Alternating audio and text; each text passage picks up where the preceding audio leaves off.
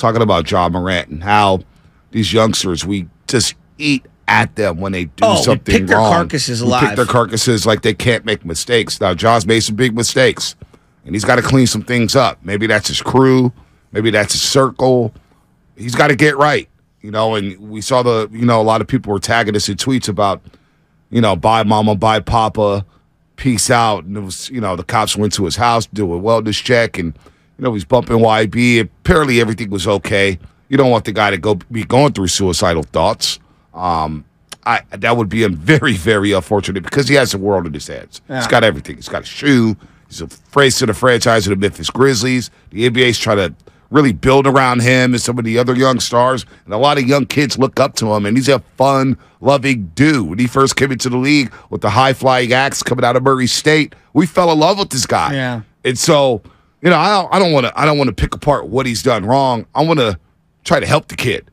I want Ja Morant to get help, and I want him to be one of the best success stories in the NBA. Well, that's how I feel about it. Let's go back in time to when the initial, absence from the team started, and he was going to go into a rehabilitation center of some sort, which I don't know. Like, I think from afar, judging someone else's rehab, judging someone else's journey, judging someone else's relationships is impossible. Like, we can all admit that.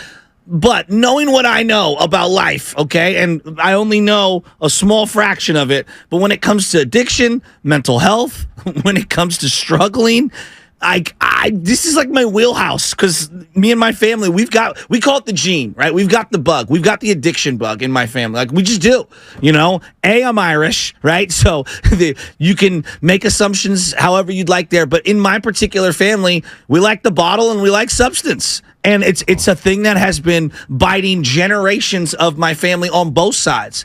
And the one thing that I've noticed is that, and again, this is from my own struggles and from people that I love dearly, it is not something that you can go and like a broken bone, you get it set, you put a cast on it, and a couple, days, weeks later, you're feeling good again, and it kind of heals on its own. No, it's something that you need to maintain like an engine, right? And I use the car analogy because you need to have proper oil. You need to make sure you don't overheat it. You've got to keep it, at the right temperature, and you don't want to overwork it. And you're constantly maintaining it and constantly making sure it's, being checked on and worked on. And so, like, to think that, and I'm talking more the Memphis Grizzlies and the NBA as a whole, to think that you're doing the man justice by just sending him away for a couple days and then bringing him back, knowing damn well that wasn't going to do anything but help your bottom line because you wanted to win immediately and you wanted him back.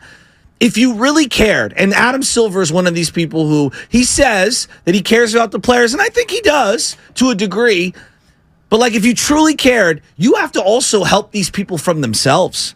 And if Ja Morant says he's good or whatever, no. You need to intervene and you need to have serious, difficult conversations because true change takes such a long time. It's not something you're gonna fix overnight. And I'm just going back to like, I don't know what's going on with Ja. I don't know. I think it's too easy to say he's got an alcohol problem. Nobody knows. Nobody knows. Nobody knows. Well, you don't throw he could be taking pills and this. That's all reckless. It's all reckless speculation. Yeah, so I don't want to do that. Some of the things I've heard is that sometimes if he's in street clothes and he's not playing, maybe he's got to sip on the sidelines. Those are rumors. Do you know guys? Because I know guys that I call functional alcoholics. I've got them in my life. I don't know if that's where he's at, but I do know people, like, for example, way back in the day, one of my first experiences of this was I had a guy that I worked with at a butcher. I used to sing every day. Great guy. Old dude Miguel. Great guy. Come to find out, dude was drinking brandy all day, every day in his coffee for weeks, months on end. Some people can't function without it. I mean, you say your family's Irish, and you guys put every culture. That's probably an unfair. No. I understand. Me. No, I understand what you're saying because every family goes through it. My grandmother, the late great Lorraine William Tyndall, was a functioning alcoholic. Yeah, she woke up drinking Puerto Rican rum, Bacardi Puerto Rican rum. It was nasty as hell. I don't know what she did, but that's what she grew up doing. My mom went in and out of rehab for many, many years. I've lost count. Finally, it comes to you to say, you know what, I need to stop. And it's not easy, man. She goes through the issues every day. Dude. Getting to know Chris Mullen. he has the scriptures that he reads every day to make sure that he stays on top of his game. You think he'd be where he's at in life right now if he hadn't had the tough love, as I call it? Oh, and he had to. He got basketball taken away from him. He had to find things to do to get him on track. It's not easy. My entire dad's side of the family, man. I mean, drugs, alcohol's all around the community. It's a tough thing to fight.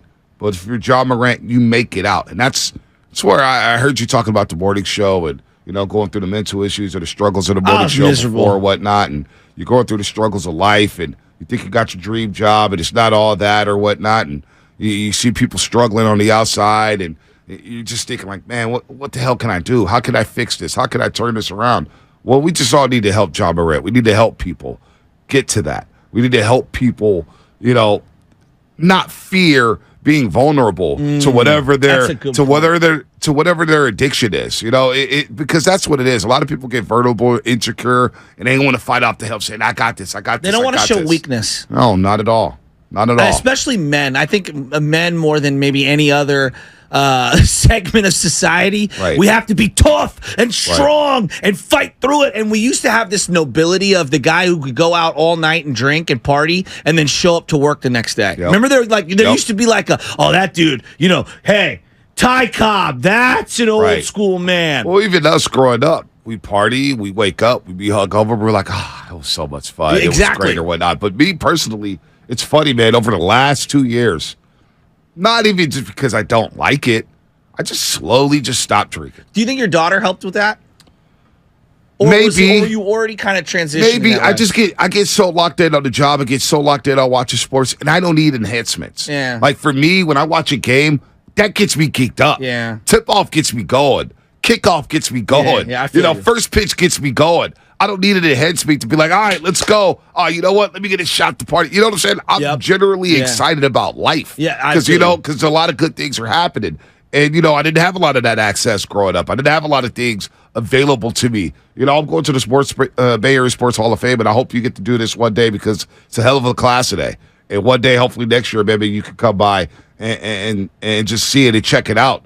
Like to see these great athletes that we grew up watching, they get to be around that. That gets me excited. Yeah. And so for me, being around the alcohol, the peer pressure of it all, I can say no to it because I've seen the harm that it's done within my family alone. I know. It tore it apart. I mean, you're bringing about the Bay Area Hall of Fame right now. And again, I think everybody can relate to this because either themselves, their significant other, child, adult, the guardian, some family member in their life has got something going on. But like Vida Blue, we just talked about Vida Blue passing away. I mean, this is a guy that struggled a lot in his life. When I was working with him over at KBR, maybe you could dump that. I don't know. Sorry.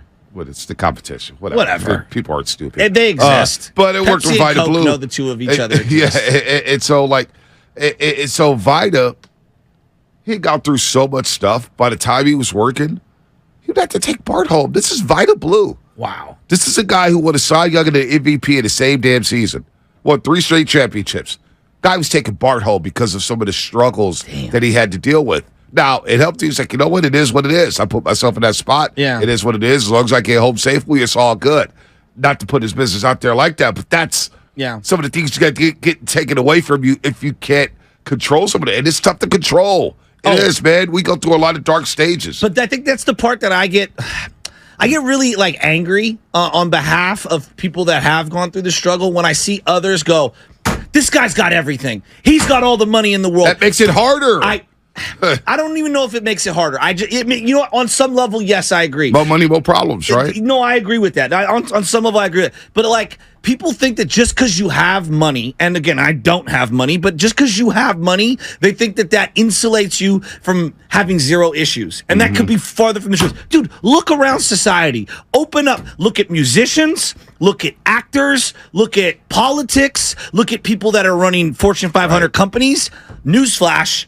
They're human too. Yep. And they've all got issues. So whether you're one of these guys or gals living here on Market Street in homeless, or whether you're the CEO of, Corporation X or athlete on, the team Y or whatever, just because you've got money or don't have money doesn't insulate you from having problems within your body. And so I look at someone like Ja Morant, Bonte, and I'm telling you, man, I keep feeling like I'm watching like a Britney Spears like public where we're picking at the carcass now of this young man, as opposed to like, all right, maybe it's best for all of us to be a little more empathetic. Yeah, I don't know if I see. I don't do as much. I'm not on social media as much as I used to, so I don't know what people are saying. Getting crushed. Yeah, and that's unfair. But that's just think about who's on social media. There's a lot of kids on social media who think it's funny. Like, look at Ja. He said we're good in the West and blah, blah. Look at him now. He's struggling. No. Serious matter. Serious matter here. Young man's crying for help. Yeah. He obviously needs help. Yes. And social media doesn't make it easier. That's why, when people say, man, why are you keeping up for Jordan Poole so much? Look at what Jordan Poole. All right, it's one thing to play basketball. You could get over it. Yeah. Get over it. But the trauma of going through what he went through all season long, you pick up social media, you go on Instagram, hell, man, maybe a guy just wants to pick up an IG model. I don't know. I don't know what Jordan. I'm not saying that he does that. Maybe he just wants to go on IG, catch up with his friends. And there's always a reel popping up of Jordan Poole.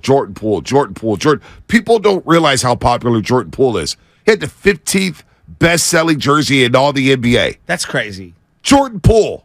All right, you got Steph Curry, number 2? LeBron, yeah. I think who was number 1? Was it LeBron? Was it Jokic or Giannis? Whatever. Ja was up there.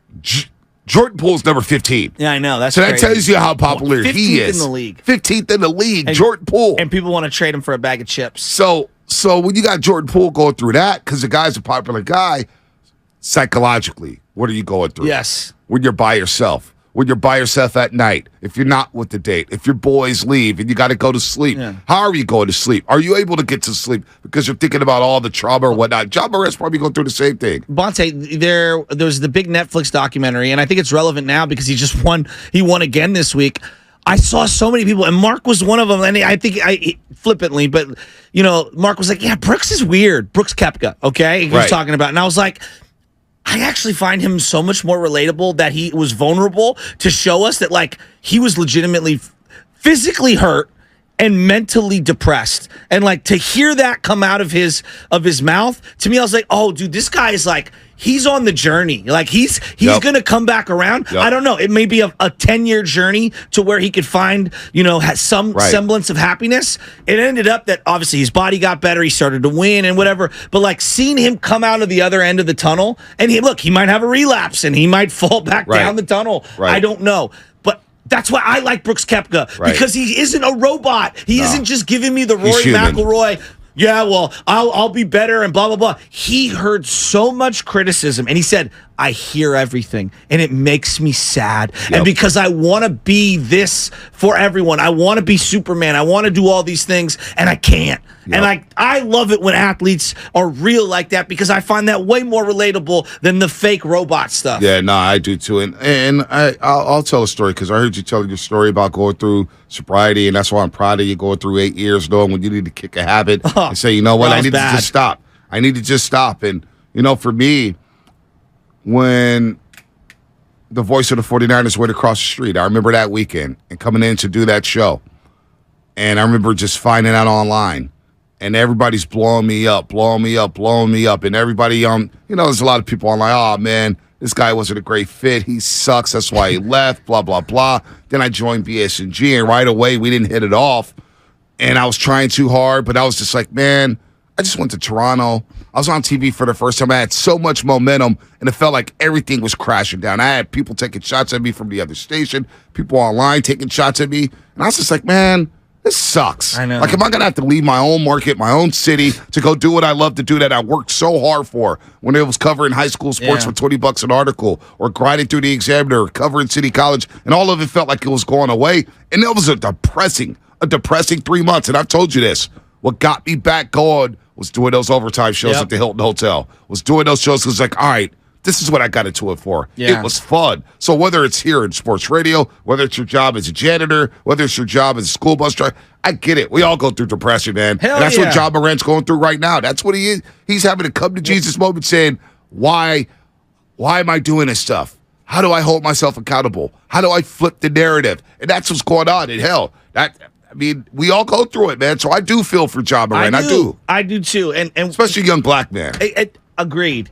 And like on one end, you've got someone like Chris Mullin, who you cited as an example, who righted his life. He changed his life forever, right? When you meet him, you can feel it. And then on the other end, you've got someone like Alden Smith, and it's like, and you look at someone like Alden Smith, and everyone's like, he's an idiot, and he's this, and he's that. Like, nah, man, that guy's going through some deep stuff. Yeah, and he's still going through it. I'm not saying he does not deserve responsibility. Right. Those are two different conversations. I'm just saying, like, clearly that dude's got some serious trouble in his mind.